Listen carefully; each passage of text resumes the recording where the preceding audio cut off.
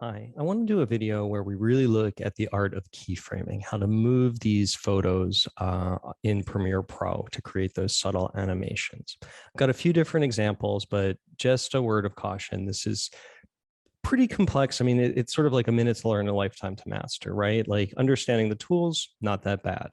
Getting it really good and perfecting it, a lot of little fiddly work. So be prepared to be patient and take your time while you're learning this and trying to get it good.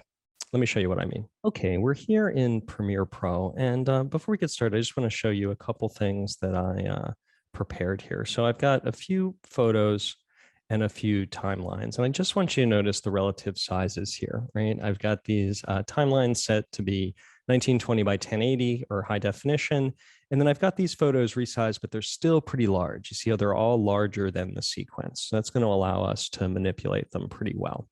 So get a little more room here. So we see our first one. Go.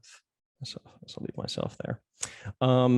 We see this first one, and if I go a little smaller on the timeline and we double click, we see we've got a little more room to manipulate this. But in the wide screen, it's hard to get all the details. Her lovely face in portrait, we could frame it this way, or we could frame the detail, but we have some trouble seeing the whole thing. So I think this would be a good opportunity to use a little vertical motion. So we could start on her knitting and then end on her face.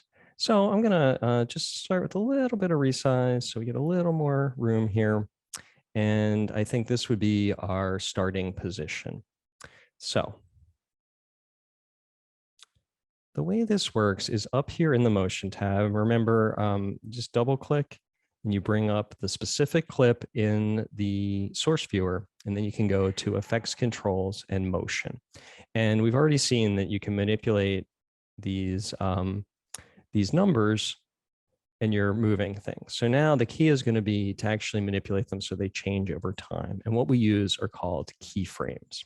So notice right here is this stopwatch. It says toggle animation. So until you click this, any motion that you do, it just stays there, right? I can move it and it's not, when I push play, nothing's animated.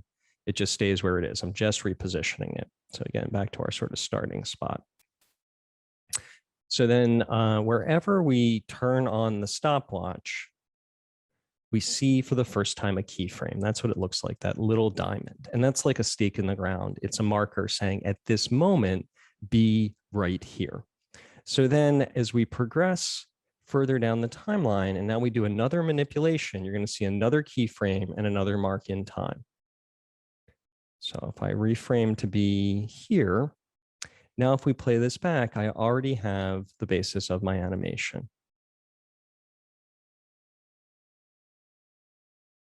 Okay, there it is. And, right off the bat, it's not too bad. So notice a few things going on here. Notice you get this little constellation here, and this is to move between the keyframes. So once this is started, every movement you do either edits an existing keyframe or it makes a new keyframe, okay? So it's really important to stay right on the keyframes. If I go back to my original one, I say that's pretty good, but I think I'd rather see it maybe a little more centered here. I've edited that keyframe. I've edited the starting point. And if I push play, the animation is still there. Same thing with the ending keyframe, right? If I'm right on the keyframe and I make another manipulation, I'm just moving it side to side. And you can even see the line here. Do you see that little line that's showing the animation itself? Okay.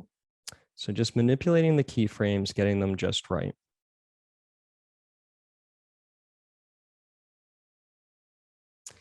It's a little fast for me. And so if you want it to slow down, you can also drag the keyframe in time, right? So now same position, but I'm moving it later, therefore making a slower motion.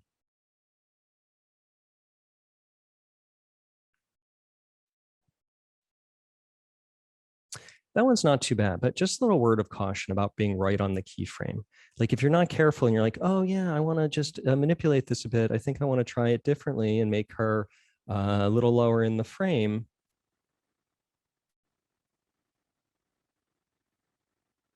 Exaggerating a little. But here's what I want you to notice. Look, I accidentally made another keyframe, and that usually does not look good. It gets jumpy. So watch what I did here. Boop. not what I want, right? So undo that and really work by moving keyframe to keyframe. That's how you get these good. Let's do one more. Here I have this photo again. We are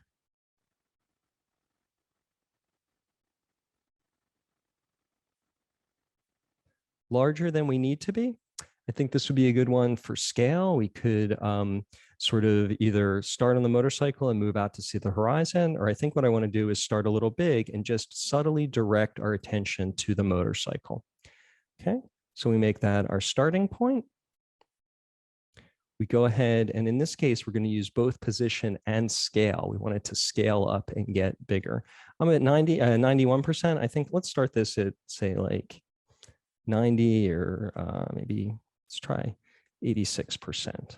Yeah, something like that. Okay. So we're starting pretty small, and then we're going to go up as we go. So let's set position and scale, then move ourselves a little forward on the timeline and reposition this. I think if we go all the way up to 100, it's going to be too big. But if we can go, let's see. Oh, yeah, it's 99. And sort of get him a little more toward the center. So you see, we're going to zoom in and also bring him in. Let's see what that looks like.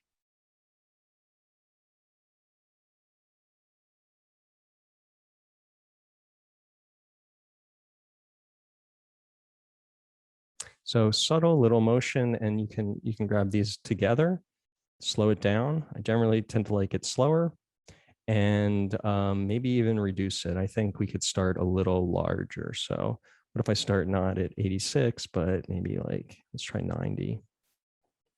Let's see how we like that.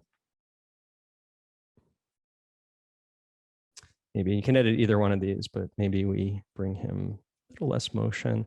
I tend to think less is more. Like once you kind of get the gist of your thing, see if you can't get the same effect with less total motion. Yeah, that's kind of what I'm looking for.